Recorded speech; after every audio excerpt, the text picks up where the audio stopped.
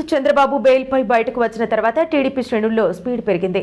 మరింత ఉత్సాహంగా పార్టీ కార్యకలాపాల్లో పాల్గొంటున్నారు. ఇదే సమయంలో వైసీపీ నుంచి టీడీపీలోకి చేరికలు కూడా పెరుగుతున్నాయి. తాజాగా వైసీపీ బహిష్కృత ఎమ్మెల్యేలు మేకపాటి చంద్రశేఖరరావు, ఉండవల్లి శ్రీదేవిలు ఈ రోజు టీడీపీలో అధికారికంగా చేరారు. పార్టీ అధినేత చంద్రబాబు వీరికి టీడీపీ కండువా కప్పి పార్టీలోకి ఆహ్వానించారు. వీరితో పాటు పలు నియోజకవర్గాలకు చెందిన వైసీపీ నేతలు, కార్యకర్తలు చంద్రబాబు సమక్షంలో పార్టీలో చేరారు.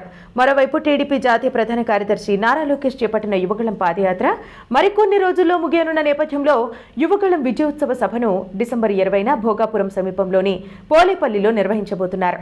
ఈ సభకు టీడీపీ అధినేత చంద్రబాబు, జనసేనాని పవన్ కళ్యాణ్ కూడా వస్తుండటంతో భారీగా సన్నాహాలు జరుగుతున్నాయి. పొత్తు అనంతరం చంద్రబాబు, పవన్, లోకేష్, నందమూరి బాలకృష్ణ ఒకే వేదిక మీదకి వస్తుండటంతో ఈ సభకు రాష్ట్రం నలుమూలల నుంచి టీడీపీ, జనసేన నేతలు, కార్యకర్తలు, అభిమానులు వేలాదిగా హాజరు కానున్నారు. ఈ నేపథ్యంలో టీడీపీ 7 ప్రత్యేక రైళ్లను బుక్ చేసుకుంది. ఈ రైళ్లు డిసెంబర్ 19న తిరుపతి, రైల్వే కోడూరు, మాచర్ల, అనంతపురం, చిత్తూరు, నెల్లూరు, ఆదోని నుంచి బయలుదేరి విజయనగరం చేరుకుంటాయి. అంతేకాదు ఆర్టీసీ నుంచి అద్దె బస్సులు ఇవ్వాలని టీడీపీ రాష్ట్ర అధ్యక్షుడు అచ్చెన్నాయుడు ఆర్టీసీ ఉన్నతాధికారులకు లేఖ రాశారు. ఆ రోజు జరిగే కార్యక్రమం నా భూతో నా భవిష్యత్తు అనే టైప్లో ఉండాలని పార్టీ శ్రేణులు భారీ ఏర్పాట్ల కోసం కసరత్తు చేస్తున్నాయి.